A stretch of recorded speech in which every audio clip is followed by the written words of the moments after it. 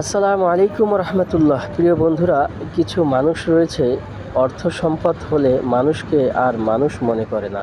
তাদের উদ্দেশ্যে বলছি, হে বন্ধু, অর্থ সম্পদ চিরদিন থাকবে না এবং মানুষও পৃথিবীতে চিরদিন থাকবে না। অহংকার থেকে বেঁচে থাকার চেষ্টা করি।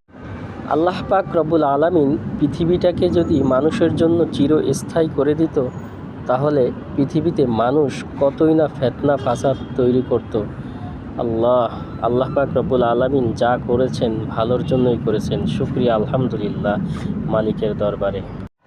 আসসালামু আলাইকুম রহমতুল্লাহ। প্রিয় বন্ধুরা, রমজান মাস হলো আত্মশুদ্ধি করার মাস। তাই প্রতিটা কাজেই আমলের ন্যায় করা উচিত। প্রতিটা কাজই আমাদের আমলের ন্যায় করা উচিত। আসসালামু আলাইকুম রহমতুল্লাহ। প্রিয় বন্ধুরা, 5 ওয়াক্ত নামাজ যদি সঠিক টাইমে আদায় করতে পারেন, তাহলেই আলহামদুলিল্লাহ আপনি মনে করবেন আল্লাহ পাক রব্বুল আলামিন আপনাকে অনেক ভালোবাসছেন।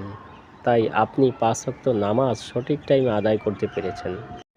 আসসালামু আলাইকুম রহমতুল্লাহ। প্রিয় বন্ধুরা, মুসলমান হয়ে মুসলমানের উপকার যদি না করি, তাহলে কেমন মুসলমান আমরা হলাম? আমাদের এখন অভ্যাস দাঁড়িয়ে গেছে মুসলমান হয়েই মুসলমানের ক্ষতি করার চেষ্টা করি। আল্লাহ আমাদেরকে বোঝার তৌফিক দান করুক, আমিন। আল্লাহ আমার রবে, রবি আমার সব, দমে দমে তনু মারি তারি অনুভব। আল্লাহ আমার